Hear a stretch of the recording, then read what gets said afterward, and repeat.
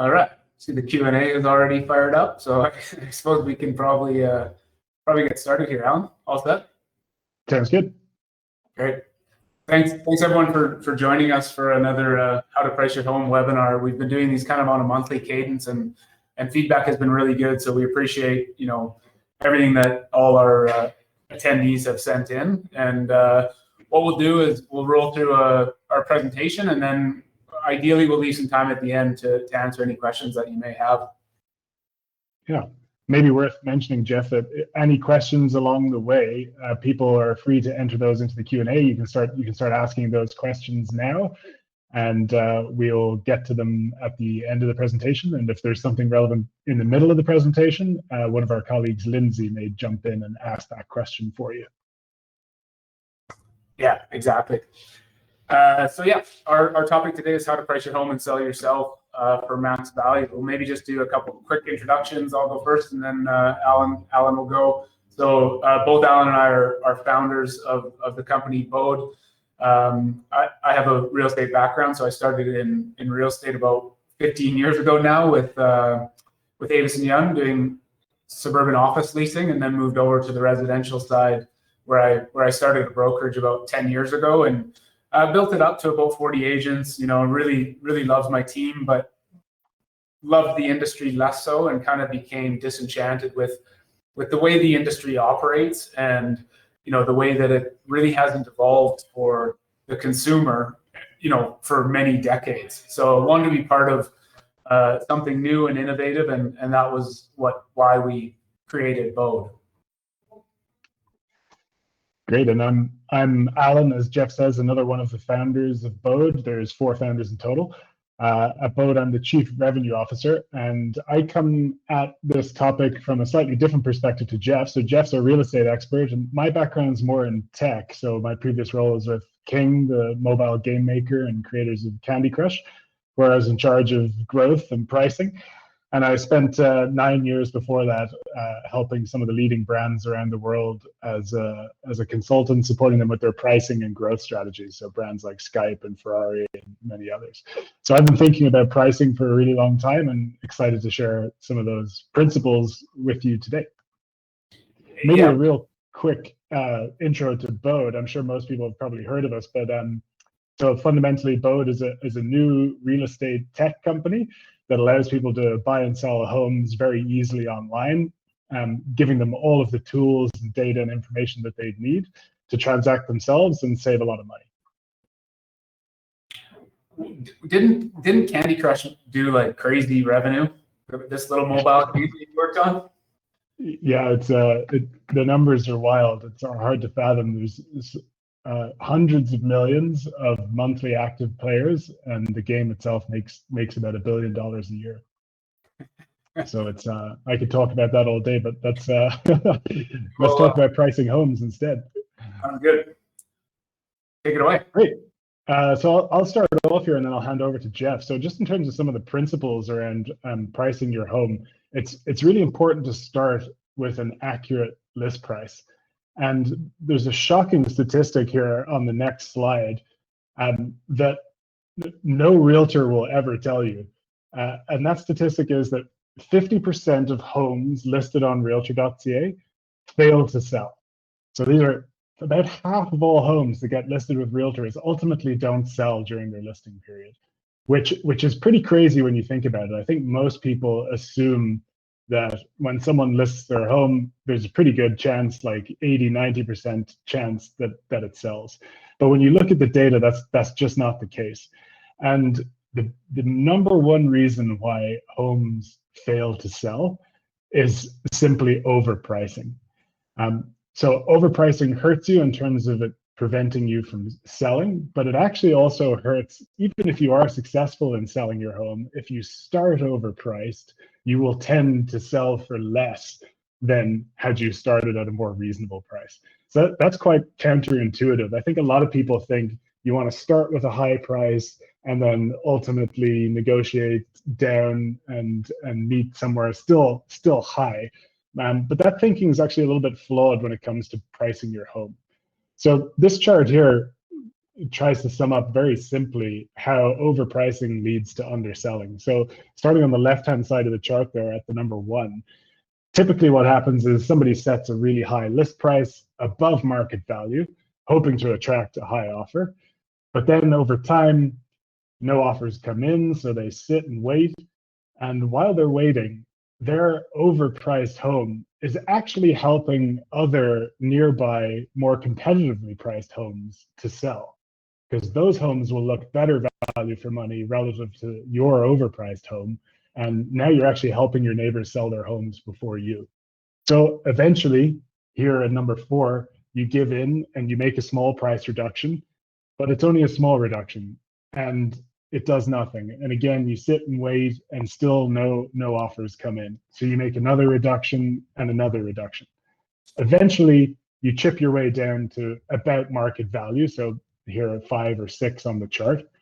But now, even though you're at market value, because you've been listed for so long, you still don't seem to get any offers.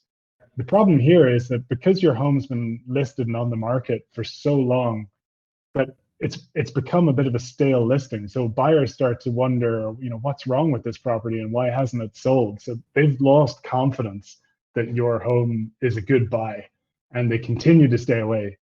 So again, if you think about it, one of the first questions a buyer asks when they're looking at a home is, how long has it been on the market? They're trying to get some gauge of are other people interested in this one or not?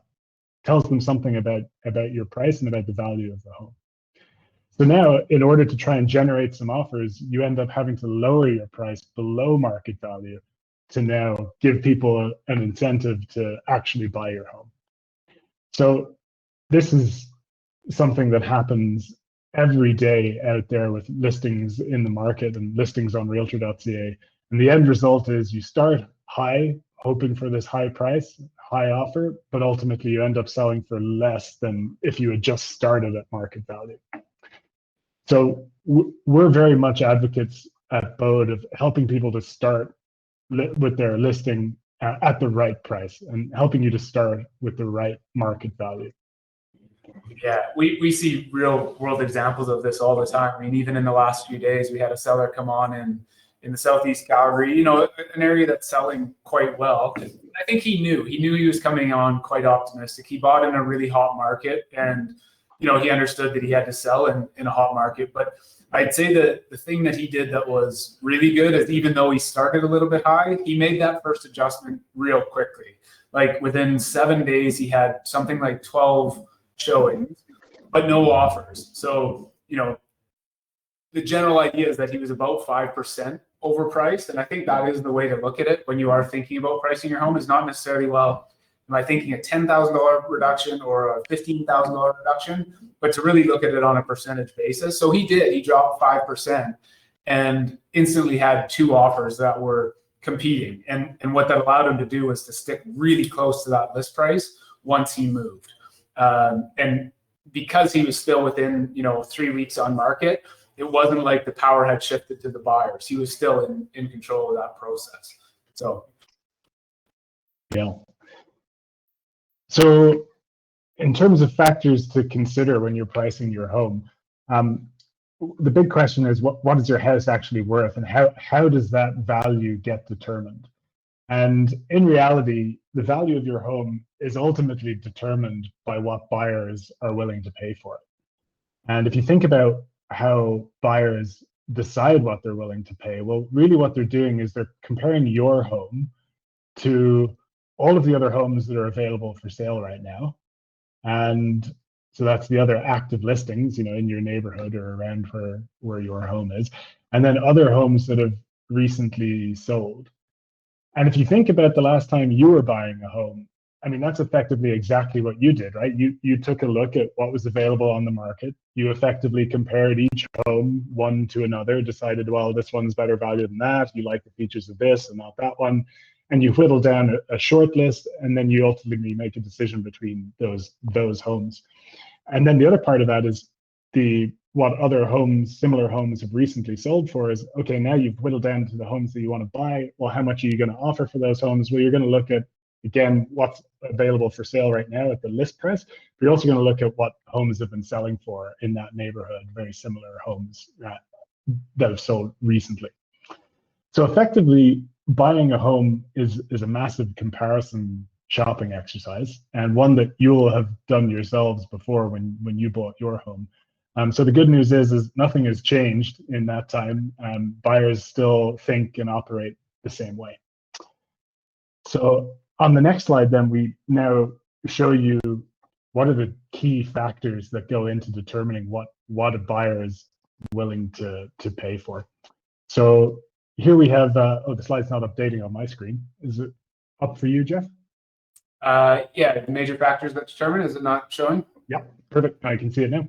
So these are the key things that will determine how much a buyer is willing to pay. So fairly obvious. Number one, location. The next one is type and style. So type being, is it a detached home, a semi-detached, attached, or is it an apartment? And style then being, is it a bungalow or a two-story, etc.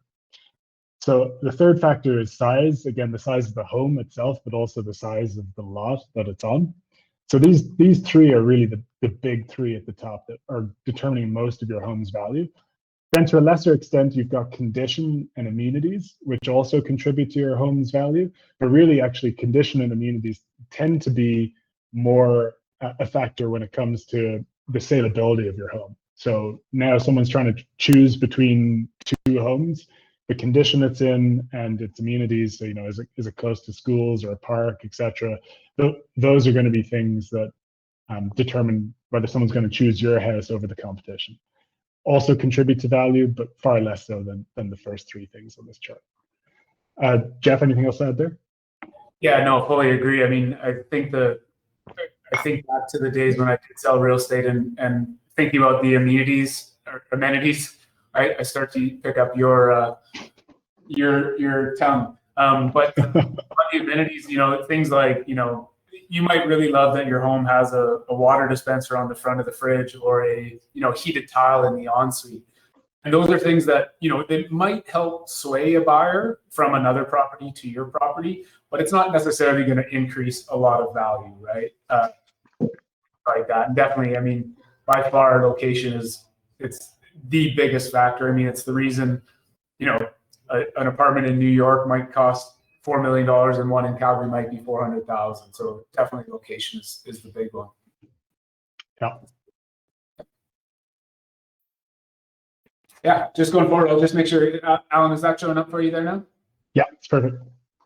So just really quickly wanted to touch on this, and it's kind of a natural bias that sellers think their home is maybe worth more than what it is.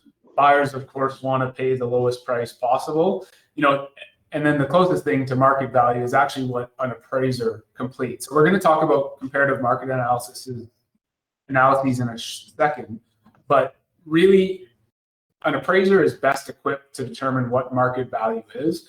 And it's important to remember that an appraiser is not a realtor. An appraiser is trained and has experience and is licensed by provincial boards to give recommendations on market value. Realtors have some training in that regard, but they aren't professionals in that respect. So they will use something called a comparative market analysis to provide a range of values, where an appraiser will actually give you a single number. So they'll say, okay, based on all of the due diligence and all of the recently sold comparables, the value of this home is $488,000. So it's actually a single digit. And I think sometimes sellers maybe feel bad that they think that about this bias, but if you think about it, it's very natural. And the reason being is that if you're the seller of the home, at one time you were the buyer of that home, which means that you were prepared to pay more than anyone else in the market. So you valued that home more than anyone else in the market. So if you think about why sellers typically have a higher opinion of value, it's really quite natural. Jeff, I'm just going to jump in here real quick. There's one question that relates to the previous slide. I'm just going to ask it to you. It's a question from Courtney, and she says, for condition, should you repaint your house to a neutral color before listing? Yeah, so the question of what what work to do before listing is a really good one. And it all comes down to your return on investment, right? Should you change the arborite countertops to quartz? Should you, change out the white appliances to stainless steel? Trying to keep up with the trends. I'd say in general, things like that, maybe you might get 75 cents or 80 cents on the dollar, but paint is that one thing that's cheap that you can pretty much always expect to get 100 cents back on the dollar. So especially if you're doing the labor yourself, the actual cost of material is not that much. So definitely painting to neutral, especially if you have really bold colors. It's not just showings, it's the quality of the photographs that presents. So by far and away, paint is the number one thing that I would recommend sellers do. It's cheap, and you know that by painting a neutral color, I'd say white trim and light gray walls. Happy to provide the Benjamin Moore codes that I've used for 10 years on that. You're just going to make sure that you're not turning buyers away, and you're going to be marketing to the most broad audience as possible. Fantastic. So what we're doing kind of as we progress here, we're starting with methodologies and general ideas behind pricing, and then we're actually going to get into the tools and how we help our users, how we help our sellers actually determine value. So in terms of pricing methodologies, what we're going to talk about today is kind of three main data sets. So there's one that some people on the call will be familiar with, others won't. Not a lot of agents are actually familiar with this as well. It's called the HPI index, which stands for the home price index. The other main data set that you want to consider, of course, as Alan mentioned, is recently sold listings. I would say that this one is probably where we would put most of our weighting. So what have comparable homes sold for in the area in the past, call it 6 to 12 months? And then active listings. So this is really your current competition. This is, we're all competing for a finite number of buyers, and you want to know what those buyers have available to them. So it's important to look at what's active on the market when considering your value as well. So I would just say you don't want to use any of these in isolation. You would never just want to use the HPI index and say, hey, okay, I'm going to price the home based on this because of what the value says. You really want to triangulate these three data sets to help you determine your home value. So the first one is the Canadian Real Estate Association HPI, or Home Price Index. I'm going to show you an example of what this looks like. It's free to anyone, any member of the public. You can literally just Google create HPI and download this data set. I'm not a wizard like Alan when it comes to Excel, but even I can, stumble my way through this. So this index started in 2005, so about 15, 16 years ago. What the Canadian Real Estate Association did was say, okay, every market, I think 65 local markets across Canada. So if you're in an urban center, you will have access to this. They said everyone is given an index of 100. And now we're going to track pricing based on what a benchmark home is for each of these markets going forward. So it uses a sophisticated statistical model to determine what that benchmark home is. So it's not average. I think in Calgary, I'd have to look back. It's something like a 2-story home built in 1988 with a double detached garage and maybe 1,650 square feet. So they determine what a typical home is for a market, and then they use that as a benchmark. So just really quickly, I'll show you what that data looks like. So as I mentioned, in 2005, at the beginning of the year, every single property type. So here you have a composite index, single family, bungalow, 2-story, townhouse, and apartment. They were all assigned a score of 100. And then going forward, you can see exactly what those different property segments did. So we're going to come back to that in a minute as we look at a case study. But just to show you, and obviously this tracks all the way down to March 2021. Jeff, I'm just going to jump in there to let people know that you can find all of this data in our monthly market reports on the blog section of our website. So if you want to see all of this data in a nice chart that lets you see for each of those different property segments, what's happened to the HPI index, you can find that on our blog. Definitely.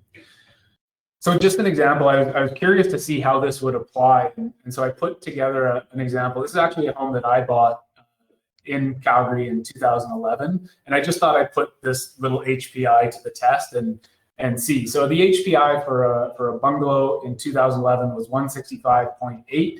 I ended up selling this home last year, I guess, March 2020. And the HPI at that time was 187.6. So just as a simple example, I thought, okay, how accurate was it? So the HPI was up about 22%. I paid 610, and I think 22% was, I don't know, that might be up to about 710, 715, somewhere around there. So it's not perfect, but it is again, it's a general approximation by which you can triangulate values. So the most common method by which an agent will determine value is something called the CMA, or comparative market analysis. So as I mentioned earlier, this is not an appraisal. It's a method of property valuation that provides a range of values. And this is what helps sellers to ultimately set their listing price. And what I want to show you in a moment is how really the tools that we've developed to give you all of this information to do this work on your own without the assistance of representation. So these are our tools. We offer 3 of them, and breaking them down into market data, sold data, and comparables. So again, I'm going to jump out of this presentation and actually show you what those tools look like. So as part of the process for registering for this webinar, we invited everyone to put in their address, and so we've somewhat randomly selected one of those addresses to use as a case study for this. So I hope the person who we selected is on the call. We selected 6 Inverness Rise. See if I can bring it up here.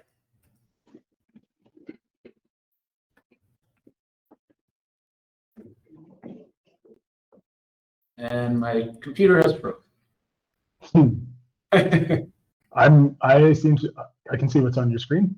Looks good to me. Does it? Let me just not scrolling over to the other tab. One moment.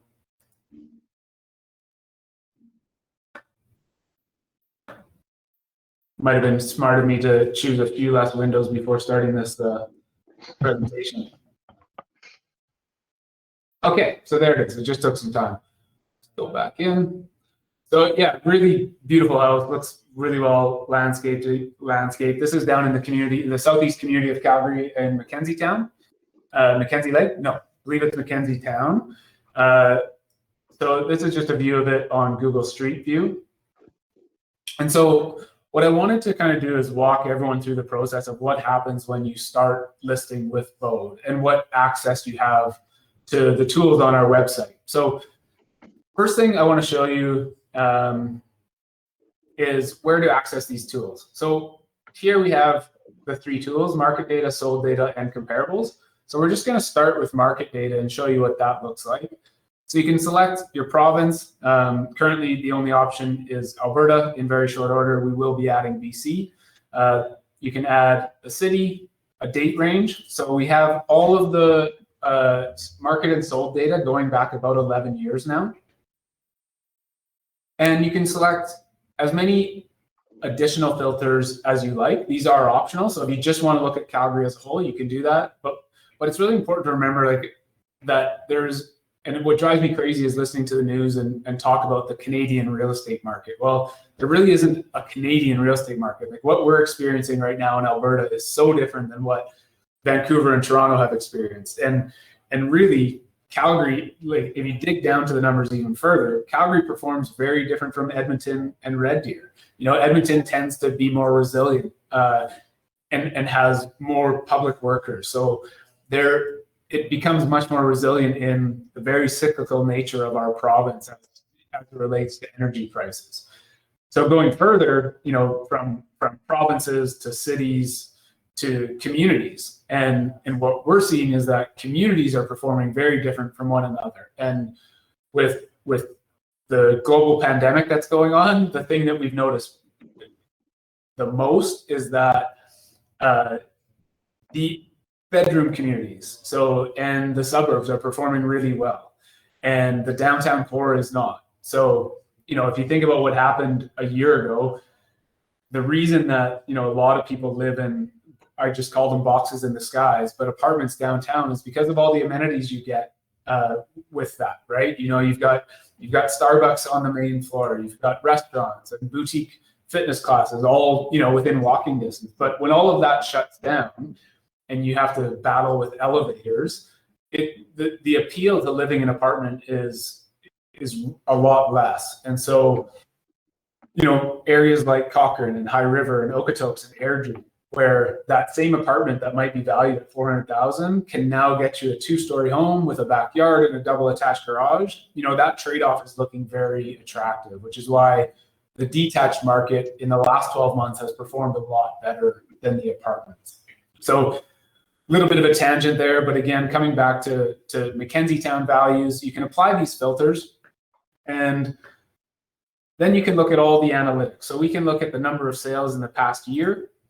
It might be a little bit more interesting to look maybe over 3 years, and you can see kind of how this community has performed. So you can see a bit of a slump. 2017 was actually quite strong. 2018-19, we slumped off. That was, tough times in Alberta. And now we're kind of coming back with a bit of a bounce back here in 2020. We also give you access to things like average sold price and days on market as well. So we'll just look back at the 1-year chart again.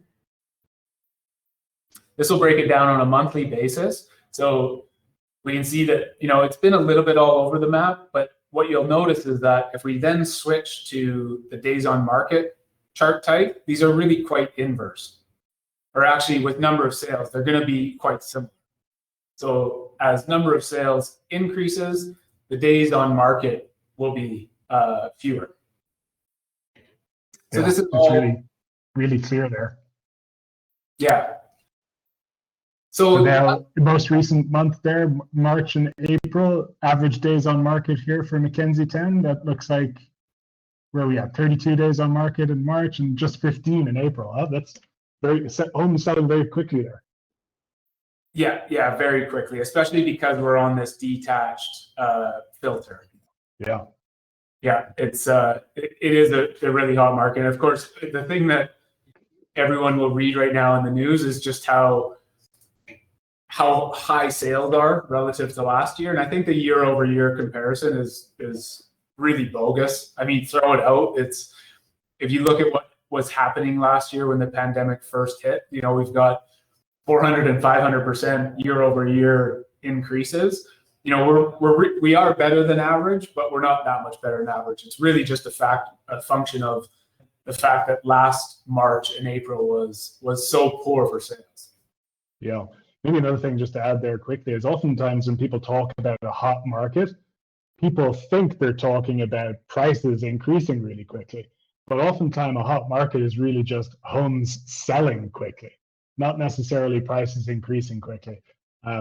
So yeah, just wanted to clarify that. Although having said that, prices do seem to be recovering a little bit now in general here in Calgary and Edmonton.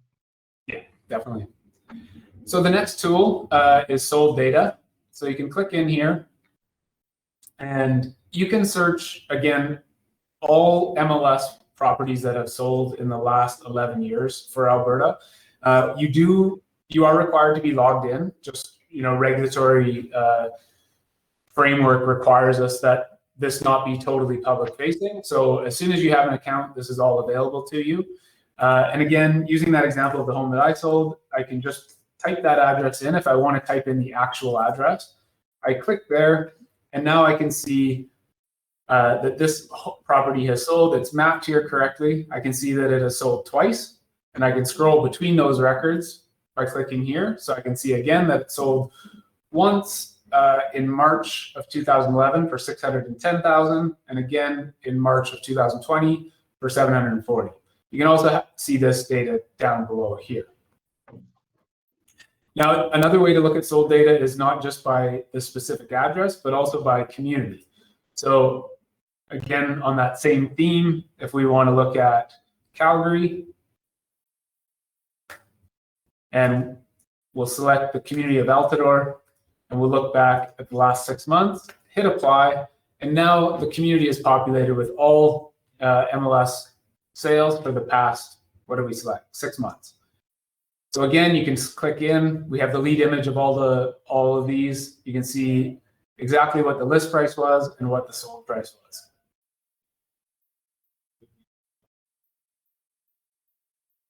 So that's sold data. Our last tool, which is something that Alan and I worked on quite hard, that feels like 10 years ago, but it was about a year ago, is something called comparables. So comparables is a tool that objectively suggests to you what homes are comparable to your subject property. So again, using this example, 6 Inverness Rise in the southeast, what we'll do is we put in the address. We then put in the property type. It's a detached 2-story home that was built in 1998. I believe I have this accurate. It's a 3-bed, 3.5-bath home with about 1,400 square feet. We hit apply, and what this algorithm does is then point to you what are comparable homes. So the first one we see is actually the exact property, which is a good sign. That's actually getting the data from when this property sold in 2015. And now we can look at these other ones and see, okay, well, these are bungalows, so I'm not really going to compare them. But here's a 1996 story with the same specs. It has 4 beds instead of 3, so there might be an adjustment to be made there.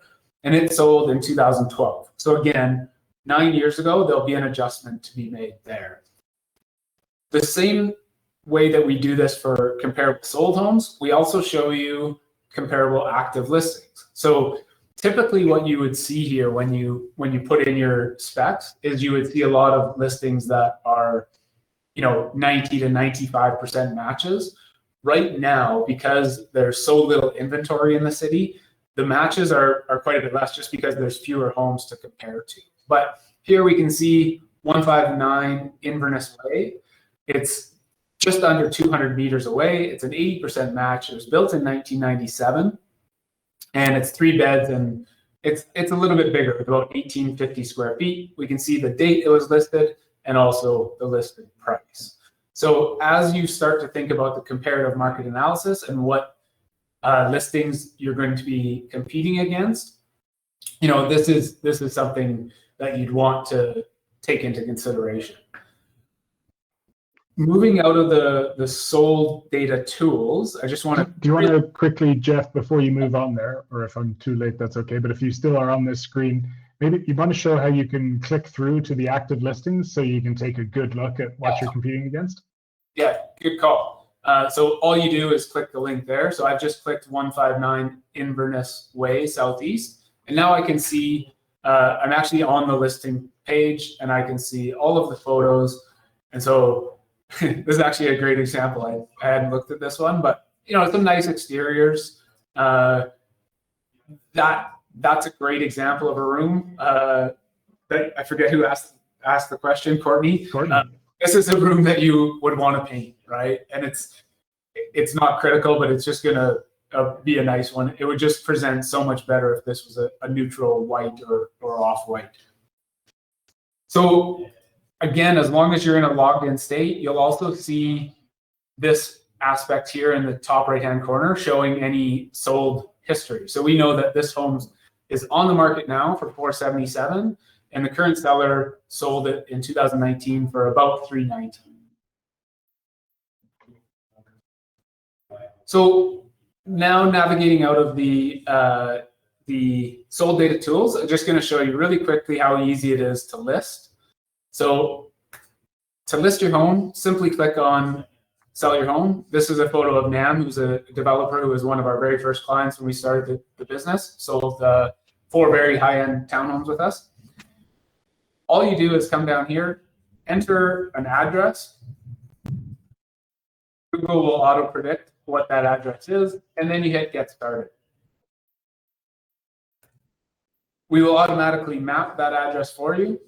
This little blue dot is what our sign works off of. So we usually just drag it to wherever the signage will be located, and then you can move forward. So we ask you for your phone number, who the title holders are. So if you're the only title holder, or if your partner is also on title, you have an opportunity to add them here and notify them so that we can retrieve their consent for the listing. And then just looking at the summary margin here on the left, we ask you about the home summary. If the property is a condo, we'll have a few questions about the condo fees and what that includes. We'll ask you about the exterior. So what is your roof type? What is your foundation? Interiors, things like flooring, that kind of stuff, parking. So it's really quite simple. Most times our sellers can navigate through this process in a matter of about 15 minutes.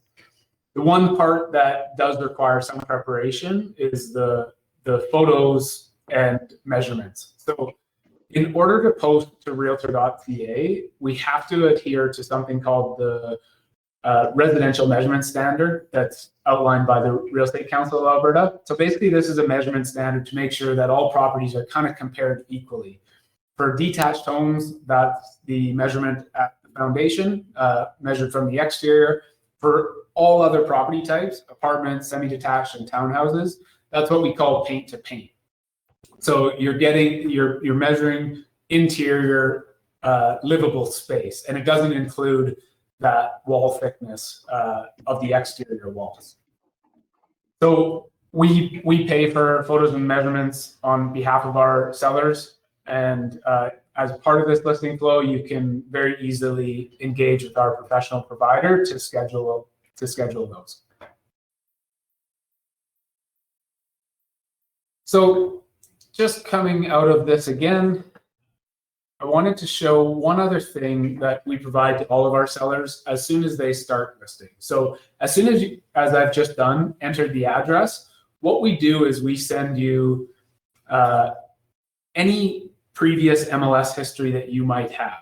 So what this helps with is, as we were looking at that listing flow, maybe you don't know if your roof is asphalt shingles or clay tiles or cedar shakes. And what this allows you to do is it gives you the information of, okay, here's all of the things that I'm going to be asked as part of the listing flow.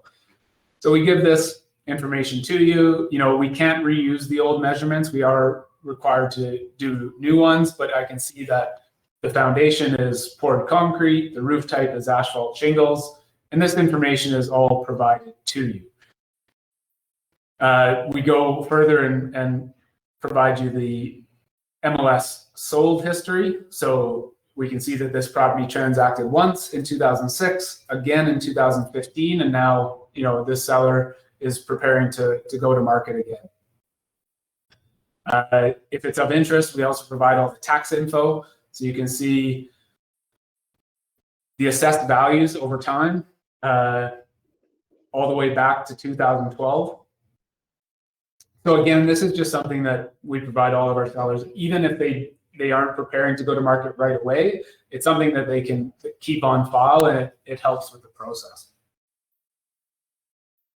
Jeff, maybe you want to just comment quickly on using the tax assessed value as a guide to setting a list price, or how much does your tax assessed value actually correlate with your home's real value?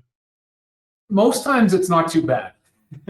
Some years, and I'm speaking only to Calgary right now because that's where my experience is. I mean, sometimes it's consistently off, like properties might be, and I'd say without actually looking at the numbers, that may be what's happening right now, where properties are selling maybe 5% or 8% over the tax assessed value. Other years we've seen it where it's consistently low. And then of course there's some massive anomalies. Like there was a home in Upper Mount Royal that I saw sell probably 2 years ago on Hillcrest, and the tax assessed value was 2.5 and it sold for 1.4. Like it was literally over $1 million off. So Again, if you want to use that as just another tool as part of your triangulation, I think it's great. But you would never want to use the tax assessed value, in and of itself. Great. So I mentioned that information that we send all of our sellers that start listing. We also do one other thing, and what it does is kind of help our sellers guide them through these tools. And so what we do is we send them an email that looks a little bit like this.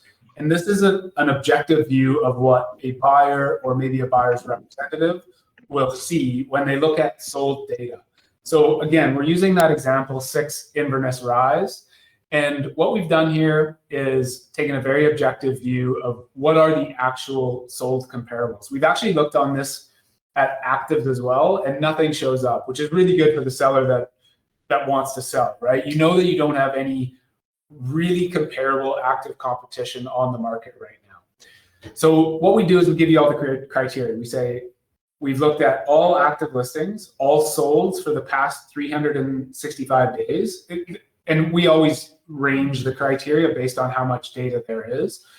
In this case, we've drawn a 1 kilometer radius around the subject property, which is located just south of the Prestwick Pond. And we say, okay, these are all the 2-story homes with between about 1,200 and 1,600 square feet.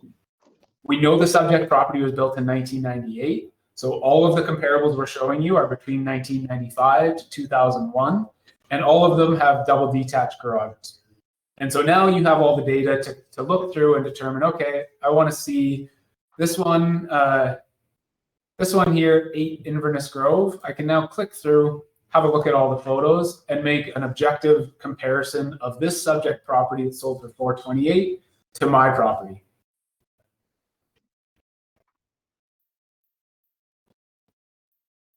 And like I said, we usually include actives. It just turns out that there was no active comparables in this example. Yeah. So like you said, Jeff, if the owner of this home's on the call, that's great news for them in terms of not having a lot of very comparable live listings for buyers to compare to. It means they're in competing against very little else and potentially able to get a lot of interest for their home. Yeah, absolutely. Very little competition right now in this property segment. So the other thing I was going to show you is just coming back to the CREA HPI data. So again, talking about the subject property, if you look down, the first column here is the composite. So this is really overall what has been happening in the Calgary market. And you can see, we had a real peak in 2006, 2007. You can see these values climbing up, from the 100 in 2005 to 185, 190. And then, of course, we had the financial crisis in the US in 2008, which led to, values down or index values down to, back into the 50s. And, our market climbed out of that. And we can see we had a peak in 2014. I think a barrel of WTI at this point was somewhere around $120. And of course, energy very much drives the Alberta economy and Alberta home prices. So we got up into this 200 mark. But what I wanted to show you was this column here, which is the 2-story homes for Calgary specifically. If you do download this tool, make sure you're on the right tab. Vancouver and the Lower Mainland are going to look very different than Calgary. So Calgary is the tab here at the very bottom. And if you're using any other region, it's just not going to be accurate. So here, we know that 6 Inverness Rise sold in August 2015. And at that time, the home price index was 202.6. So again, never take this in, on its own, but as a point of triangulation, we look down at what's happened to the market, and we're almost right back to where we were. So this data would suggest that the value is not that much different than it was, 5-6 years ago. Great. So that was really the case study. So just quickly to summarize, I want to make sure we're at 45 minutes in. I want to make sure we do have time in the event that there's questions. So as Alan mentioned at the beginning, I watched this for a lot of years, and overpricing is the main reason for homes not selling. It is a marketplace, and And I think that having knowledge about that bias, about understanding that you are inclined to think your home is worth more than it is important going in. And your home is ultimately only worth what a buyer is willing to pay for it. And then just to summarize the three main data sources that we talked about for triangulating your home value: HPI, active competition, and recently sold listings. And of course, we also provide that fourth one, which is your city or municipality tax information. So using these tools, we really give you everything that you need to set the perfect list price. It's not a perfect science. It's a little art, little science. But with access to these tools, this is really all that an agent or anyone else is going to do, is say, okay, what is this home, the subject property, and then what has sold, and how do they compare? And there's some general rules you'll find online about how to make those comparisons as well. What is the value of a gas fireplace? Or general consensus for our market in Alberta would be that a finished basement would add $25,000 when compared to an unfinished basement. Of course, if it's beautiful and has wet bar or full, bedroom with ensuite, then that's going to change. But in general, you can find those metrics as well. Yeah.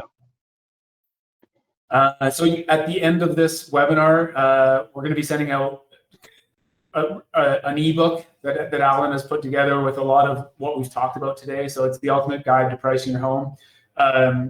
It's free. We're going to also include a link to schedule a 15-minute call with me if you are in the process of listing and you just want a little bit of guidance. If we can help navigate you through these tools, then we're happy to do so.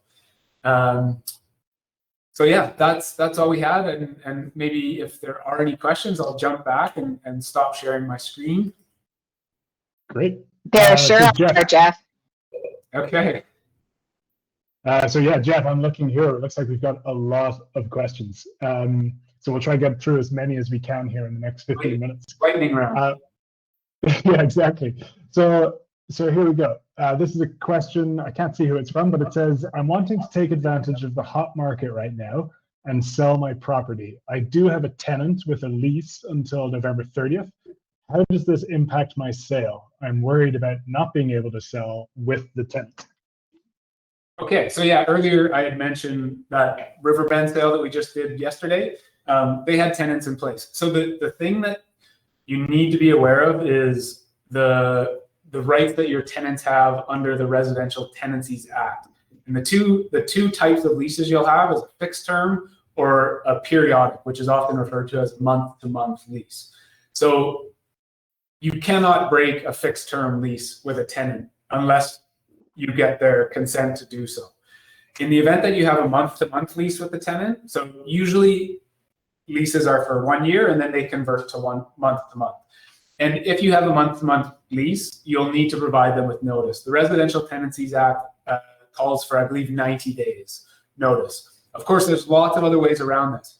You can sell the property with the tenant in place, which is what happened in this example. It was a basement suite, and the seller simply crossed out that vacant possession would be given, and the new owners are going to take over the existing tenant, who is excellent and pays on time and a good rent. So you can market it, but with the knowledge that the tenant would like to stay, or you can simply try to incentivize your tenant to break that lease early. I've heard of some sellers, they'll say, well, look, I'd love to put my home on the market. It's really hot right now. I will give you 1 month free rent at this property, and I'm going to give you 1 month free rent at your next property. If you're looking at the whole picture of what your home's worth, it might be worth you incentivizing your tenant to kind of find something else. So hopefully that answers your question. That would be a great one to jump on a 15 or 30-minute call to kind of go through your specific lease agreement that you have with your tenants, because that will shape the answer. Perfect. Another question here. I'm trying to understand my Bōde market, where there's a builder selling for $100,000 less than what I paid with finished basements. How do I get the price out of my property with all of the amenities? Probably one that requires more information, but in general, there, Jeff, what would you suggest? Yeah, so that's actually quite contrary to what we're seeing in the market right now. There's a huge gap. And if anyone's been watching the news, we know that lumber prices have been crazy. Like in a year, they went from $300 a lineal base foot to some over $1,000. So in general, new builders, what they're faced with is much higher cost of construction.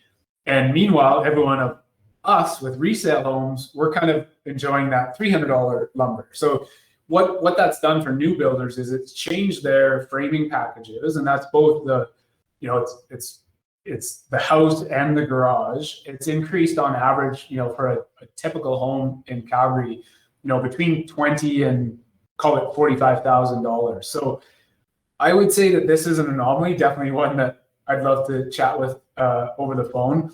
The other market dynamic here might be if the person asking the question bought in, again, looking at the HPI data, if they bought in 2006, 2012, or 2014, those were simply, peaks in our market. And it's not, we're getting back to those levels, but it may just be that the seller or purchased in a very, very hot market. Perfect. Another question here. When entering your information into the comparables tool, should you include any bedrooms and bathrooms in the basement or only above grade? And also, should you include the square footage in the basement? This is actually one I can answer, I believe. So for bedrooms and bathrooms, you include the total number, so any that's either above or below grade. And then in terms of the square footage of the home, you don't include the basement, so it's only the above grade square footage. So that's how you work with the comparables tool. Hopefully there's tool tips there that explain some of those as well. Next question is, I'm having a similar issue being insufficient data.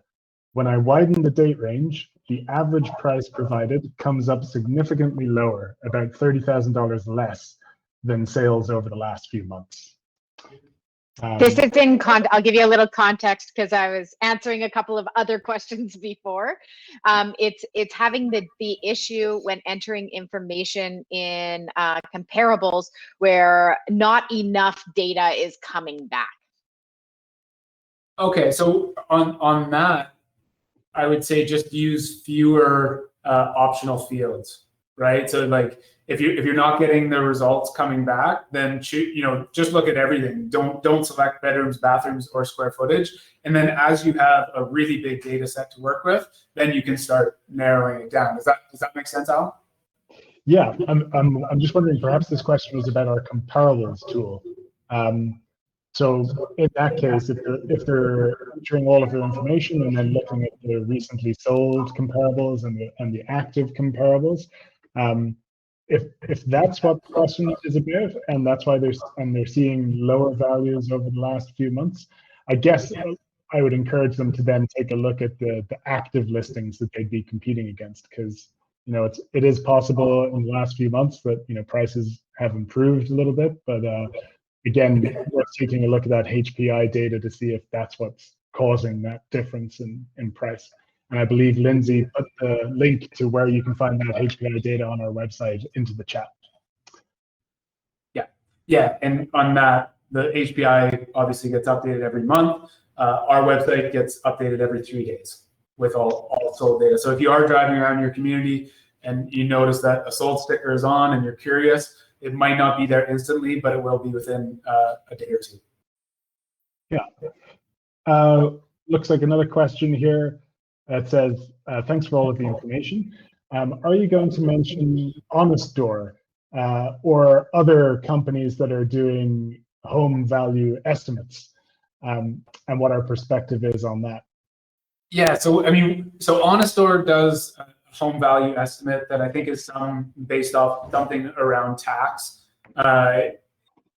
Zillow is the big one in the States that provides something called the Zestimator. I don't know if I love that name, but so we made the decision really early on in this business to not provide our sellers with a value. And that was a really thoughtful decision because frankly, it turns people off, right? If you put in that information and it's not accurate, and it's very, very difficult. It's something that, people have been trying to track a code that people have been trying to crack for years. Zillow did a contest a couple of years ago where they paid the winner $1 million to try to come up with the right algorithm. And it's so challenging. The CEO of Zillow had a Zestimate of 1.8 million in San Francisco and sold his house for 1.1 million. Like, it was way off, which is not good for, the credibility of the Zestimator. And the reason it's so difficult is it doesn't take into consideration things like, it can take into consideration things like, well, I have a south-facing backyard, but it's really difficult to take things into consideration like, I live on a busy road, or I'm a block away from a thoroughfare, or I'm on a flight path. There's so many variables that come into it. So what we did is say, okay, we're not going to create we're not going to create our own algorithm of data. We're simply going to trust that people in this day and age, where we do everything on our own without representation, we no longer use travel agents, we hop in Ubers all the time in peer-to-peer manner. If we give them the data, they are sophisticated and intelligent enough to come up with their own valuation. And I've never questioned that decision we've made. I think it's absolutely the right one. Everyone deserves transparency to this data, and it is the data that has been gate-kept by realtors for so long. And that's been ruled to be unconstitutional, and so that's why we present it. Yeah, just to add to that, if you're going to use one of those home value estimation tools, to Jeff's point, again, it's just one data point to use as an input into trying to figure out what the value of your home is, and not one that you want to rely on very heavily.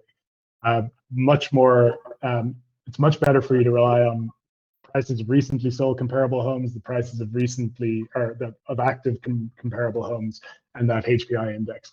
But it is another data point, and if you want to take a look at that and see if there's something to learn from it, I think that's probably the most that you could do with that information.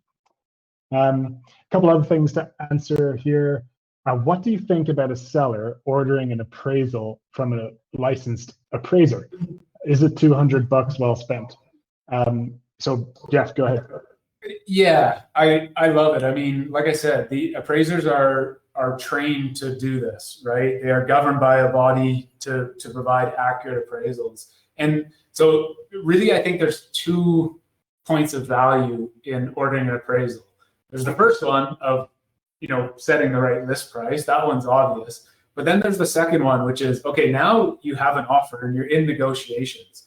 Well, you can't use your realtor's suggested price because that introduces a whole suite of conflicting interests.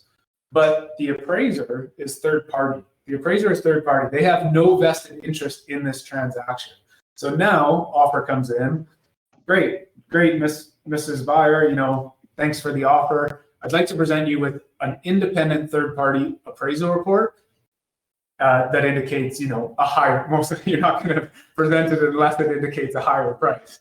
But yeah, and what that does is now you're on level playing field. You can then say, okay, yeah, that's great. I agree with this aspect, maybe not this aspect. And you could even use our tool, use the comparable tool. Say, well, let's chat about this one that's a 97% match. Well, yeah, that was nice. It was a couple years newer, and it sold when the market was a little hotter. So we give you all the tools to conduct a successful negotiation. And I think that adding an appraisal report, I would absolutely do it myself. Yeah, I fully agree. I think it's a great idea. It's really worth the money you'll spend on it because it's so important to start with the right price. And again, you can still do the analysis yourself of exactly what we've run through, but getting that official appraisal from a licensed appraiser is only going to make you more confident in your price, get you listed at the right price, which will ultimately help you sell for more money. So I think it's a great idea. And we have people in our pro marketplace for that. So yes, worth mentioning that. So on the part of our website called the Pro Marketplace, you can find it in the top navigation menu. You'll see it up there, and you can search for appraisers who work in your local area. So make sure you go and have a look at that one. So we're at time. It's 1 p.m. I mean, from my side, just want to say a big thank you to everyone who's attended, and thanks again for all the questions. Unfortunately, we couldn't get through all of them, but I think we answered a lot. And yeah, absolutely thrilled to do this session, and looking forward to the next one. Over to you, Jeff, for last words. Yeah, no, I just echo that. Thanks everyone for attending, and if you'd like to schedule a call, I'd be happy to. It'll just be a screen share just like this. We'll meet on Google Meet, and happy to help any way we can. Fantastic. Thanks everyone again. All the best. Good day. Goodbye.